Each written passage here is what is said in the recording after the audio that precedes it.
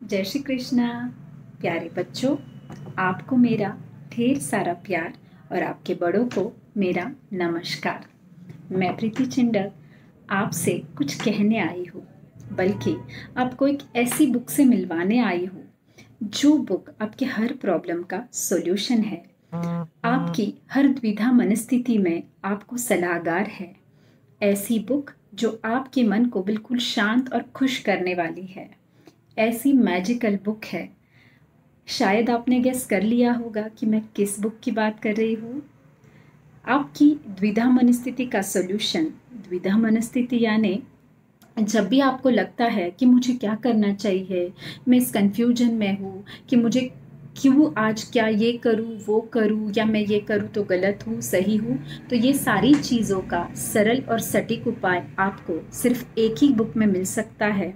और वो किताब है, वो मैजिकल किताब का नाम है श्रीमद् भगवद गीता।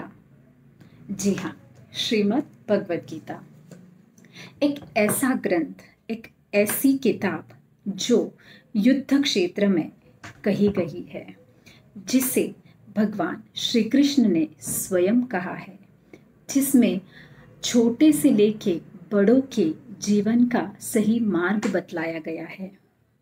ऐसा ग्रंथ जिसकी जयंती होती है, जो भगवान श्री कृष्ण ने स्वयं अपने मुख से कही है। एक ऐसा पवित्र ग्रंथ जिसे भारत के संविधान में भी मान्यता है। बच्चों, ये ग्रंथ, इसमें हर एक अपने जो भी जीवन में गलतियां होती है उसे ना करने का, सुधारने का मार्ग बतलाया गया है। इसमें ये ग्रंथ जरूर युद्ध भूमि में कहा गया है, लेकिन युद्ध की शुरुआत अपने से कभी भी ना हो, इस चीज के बारे में इसमें सलाह दी गई है। हर रिश्ते की अहमियत समझाने वाला ये ग्रंथ है। इस ग्रंथ को पवित्र के साथ साथ बहुत ही लॉजिकल भी माना जाता है, क्योंकि इस ग्रंथ में हर जगह पे साइंस यानी विज्ञान का आधार लिया हुआ है। अपने दैनंदिन जीवन शैली, जो भी हम रोजमर्रा की जिंदगी जीते हैं, उसकी तमाम जो भी तकलीफें हैं या जो भी द्विधाएं है या समस्याएं है, उसका एकमात्र सॉल्यूशन इस किताब में, इस ग्रंथ में है। यह हमारे भारतीय संस्कृति में बहुत ही पूजनीय माना गया है। मैं बल्कि ऐसा भी कहना ज्यादा नहीं होगा, संपूर्ण विश्व में इसे बहुत ही बड़ी मान्यता है, सम्मान है, क्योंकि ये ग्रंथ बहुत ही सुंदर, सटीक और सरल शब्दों में कहा गया है। तो प्यारे बच्चों, क्या आप मिलना चाहोगे श्रीमद् भागवत गीता जी से? तो चलिए, आज मैं आपको उनसे मिलवाने का प्रयास करती हूँ। बच्चों, धृतराष्ट्र, आपने महाभारत में देखा होगा या अपने दादाजी दादी जी से सुना होगा कि धृतराष्ट्र कौरवों के पिता थे। कौरव ये युद्ध करना चाहते थे। धृतराष्ट्र ने जब ये युद्ध में सब कौरव और पांडव एकत्रित हुए, तब धृतराष्ट्र नेत्रहीन थे, उन्हें दिखाई नहीं देता था, लेकिन उनकी इच्छा युद्ध भूमि में क्या चल रहा है ये जानने की थी। उन्होंने अपने सारथी संजय से कहा कि संजय, मुझे युद्ध भूमि के सारी माहिती, सारी जानकारी चाहिए। तो संजय जो सारथी थे, उन्होंने कहा, महाराज, आप तो नेत्रहीन हैं, आप वहां कैसे देख सकते हैं कि युद्ध में क्या चल रहा है? तब व्यास जी ने संजय से कहा, यह संभव है, और वो भी राजमहल से।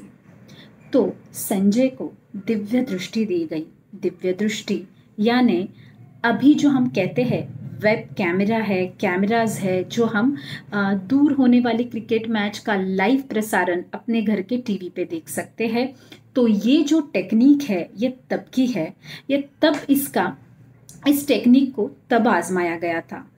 तब संजय को, सारथी जो संजय थे, उन संजय को दिव्य दृष्टि दी गई। वो राजमहल में बैठे बैठे युद्ध भूमि का दर्शन राजा धृतराष्ट्र को करवा सके। तो जब धृतराष्ट्र ने कहा, धर्म क्षेत्रे कुरुक्षेत्रे समवेता युत्सवाः मामकाः पांडवाश्चैव किम कुर्वत संजय।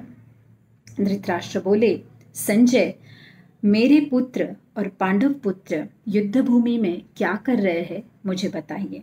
तब संजय ने बताने की शुरुआत की। 7 अक्षौहिणी सेना पांडवों की और 11 अक्षौहिणी सेना कौरवों की थी। संजय बताने लगे, ये सारा रथी महारथी इस युद्ध में थे।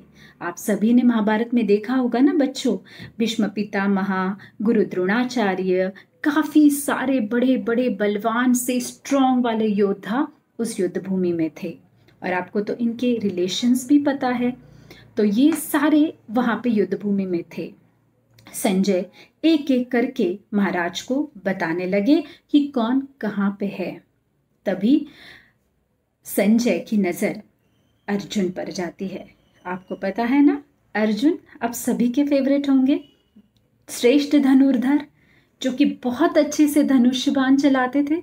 पता है ना बच्चों आपको? यस, श्रेष्ठ धनुर्धर अर्जुन उनको रथ पर दिखाई दिए। अब उनके सारथी, सारथी मतलब ड्राइवर, जो उनका रथ चला रहे थे, आपको पता है, याद है कौन है उनके सारथी? करेक्ट, भगवान श्री कृष्ण। भगवान श्री कृष्ण, इनके बारे में हमें बताने की जरूरत ही नहीं है।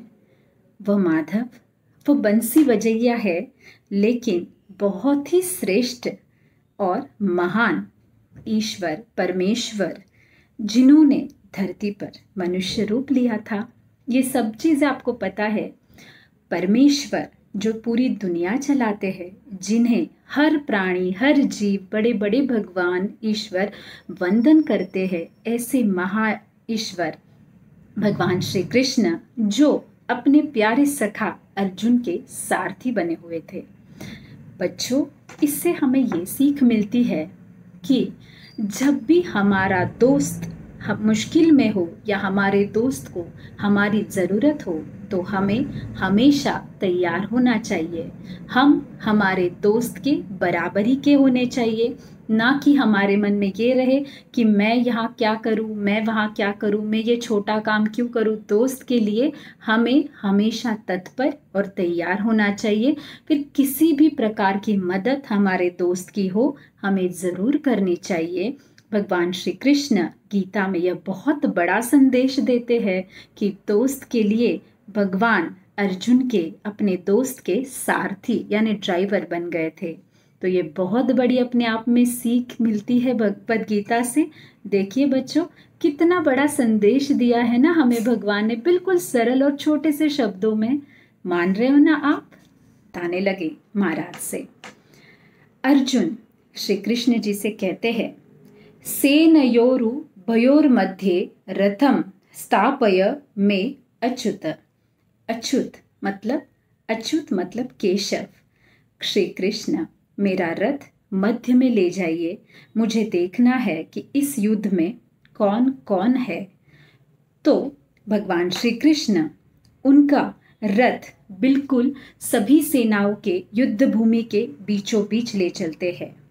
अर्जुन चारों दिशाओं में, चारों डायरेक्शन में नजर डालने लगते हैं कि कौन कौन है युद्ध भूमि में, मुझे किसके साथ युद्ध करना है। तभी अर्जुन की नजर अपने पितामह, अपने गुरु, अपने बड़े भ्राता और अपने बहुत सारे ज्येष्ठों पर पड़ती है। अर्जुन उन्हें देखते ही कंफ्यूज और डिप्रेस हो जाते हैं। डिप्रेस मतलब वो बिल्कुल साशंक हो जाते हैं, उनके चेहरे पे बिल्कुल नाराज़ी आ जाती है कि मैं इनके साथ युद्ध मतलब फाइटिंग नहीं करूँगा। उनके मन में यह तकलीफ होने लगती है कि मैं ये सब चीज़ें नहीं करूँगा। और वो अच्युत यानी केशव यानी भगवान श्री कृष्ण से कहते हैं कि मैं ये युद्ध नहीं करूँगा, मैं अपने बड़ों के खिलाफ शस्त्र नहीं उठाऊँगा, चाहे मुझे इसमें हमें इसमें पराजय स्वीकार करूं, मुझे कोई राज्य ना मिले, फिर भी मुझे यह युद्ध मंजूर नहीं है। और वैसे ही बिल्कुल रोती चेहरे में अर्जुन श्री कृष्ण से बार बार विनती करते हैं, केशव मुझे वापस ले जाइए, मुझे युद्ध नहीं करना है। और बिल्कुल डिप्रेस होकर अपना जो गांडीव धनुष है वो नीचे रख देते हैं और वो बिल्कुल मना कर देते हैं युद्ध करने के लिए। बच्चों, इससे आपको क्या सीख मिलती है? क्या आपको लगता है कि अर्जुन डरपोक थे? बिल्कुल नहीं। अर्जुन तो श्रेष्ठ धनुर्धर थे, जिनकी धनुर्विद्या की ख्याति बहुत जगह पे थी और सब उन्हें जानते थे कि वो महान योद्धा है, बहुत स्ट्रांग और शक्तिशाली है। लेकिन अपने से बड़ों के खिलाफ शस्त्र उठाने की उनकी इच्छा नहीं थी। वो उनका सम्मान करते थे, उनका रिस्पेक्ट करते थे, इसलिए वो पराजय स्वीकारने के लिए तैयार थे, लेकिन उनके ऊपर प्रहार करने को या उनके ऊपर धनुष बाण चलाने को बिल्कुल तैयार नहीं थे। इसलिए वो अपने भगवान श्री कृष्ण अपने सखा से कहते हैं, मेरा ये रथ वापस घर ले चलिए, मुझे युद्ध नहीं करना है। अर्जुन काफी सारी चीजें कहते हैं श्री कृष्ण से, ये तो मेरे पिता है, ये मेरे बड़े पिता है, ये मेरे गुरु है जिन्होंने मुझे विद्या सिखाई है, इनके खिलाफ मैं शस्त्र प्रहार कैसे करूं? भगवान श्री कृष्ण मौन है, स्मित हास्य उनके चेहरे पर है, वो सिर्फ अर्जुन की बातें सुन रहे हैं। प्रथम अध्याय में हमें ये देखने मिलता है कि भगवान श्री कृष्ण कुछ भी नहीं बोलते हैं, वो बिल्कुल मौन है। इसमें बहुत बड़ा संदेश श्री कृष्ण भगवान ने ये दिया है कि जब हमारा दोस्त अपनी प्रॉब्लम या अपनी कोई बात हमसे शेयर कर रहा है और हमें कुछ कहना चाहता है, तो हमारा ये काम है कि शांत चित्त से, शांत मन से उसकी बातें सुनी जाए। हमेशा उसे बोलकर हमेशा उसे सलाहकार की ज़रूरत नहीं होती है ना बच्चों। उसे ऐसे लगता है कि मेरी बात कोई प्यार से, शांति से सुने। श्री कृष्ण भगवान सब कुछ जानते हैं, आपको तो पता है ना, वो तो भगवान है तो उन्हें तो सब पता है। लेकिन तब उन्होंने अपनी फ्रेंडशिप निभानी जरूरी समझी और उन्होंने अर्जुन को बोलने दिया। अर्जुन के मन में जो भी था भगवान श्री कृष्ण से खुले दिल से उन्होंने कह दिया। बच्चों, ऐसे ही हमें भी होना चाहिए। अपने दोस्तों से, अपने जो भी प्यार करने वाले जो अपने लोग हैं, उनसे कोई बात हमें नहीं छुपानी चाहिए। अपने दिल में जो भी आए उन्हें कह देना चाहिए, फिर वो चाहे तकलीफ हो, खुशी हो, कोई भी चीज़ हो, हमें हमेशा शेयर करते रहना चाहिए, क्योंकि शेयरिंग ये हमेशा हमारे लिए एक बहुत बड़ी उपलब्धि है जो हम किसी से करके हमारे लिए बहुत सारे सुख के द्वार खोल सकते हैं। लेकिन बच्चों, ये शेयरिंग हमें योग्य व्यक्ति से करनी चाहिए। वो योग्य व्यक्ति कोई भी हो सकता है, आपके दादा दादी हो सकते हैं, आपके मम्मी पापा हो सकते हैं, आपके दीदी भैया, अंकल आंटी या आपके कोई फ्रेंड्स, कोई भी हो सकता है। लेकिन उनके साथ हमेशा अपने दिल की बात कहिए, उनसे शेयरिंग कीजिए। और तथा आपके साथ भी अगर कोई बात शेयर करता है, अपने दिल की बात आपको बताता है, तो आपको ज़रूर सुनना चाहिए। उसका कभी मजाक नहीं उड़ाना चाहिए या उस पर कभी गुस्सा, अगर बात पसंद ना आए तो उस पर कभी गुस्सा भी नहीं करना चाहिए। हमेशा उनसे उनके दिल की बात सुननी चाहिए, प्यार से, समझदारी से, शांति से, और अपनी भी बात किसी ना किसी से शेयर ज़रूर करनी चाहिए, योग्य व्यक्ति के साथ। तो भगवान श्री कृष्ण इस प्रथम अध्याय में मौन है। इस मौन के पीछे का क्या कारण है बच्चों, समझ गए ना?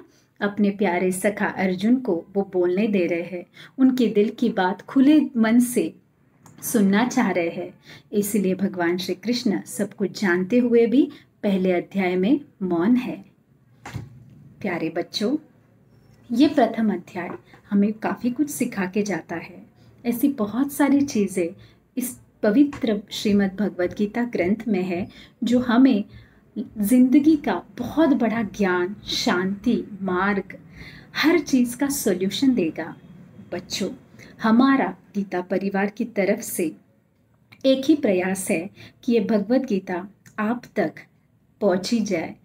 अपने रोज़मर्रा की ज़िंदगी में जो जो हमारी डेली रूटीन है उससे इसे जोड़ा जाए और इसे पढ़ने की आप में इंटरेस्ट, उत्सुकता जगाई जाए। ये हमारा पवित्र उद्देश्य है।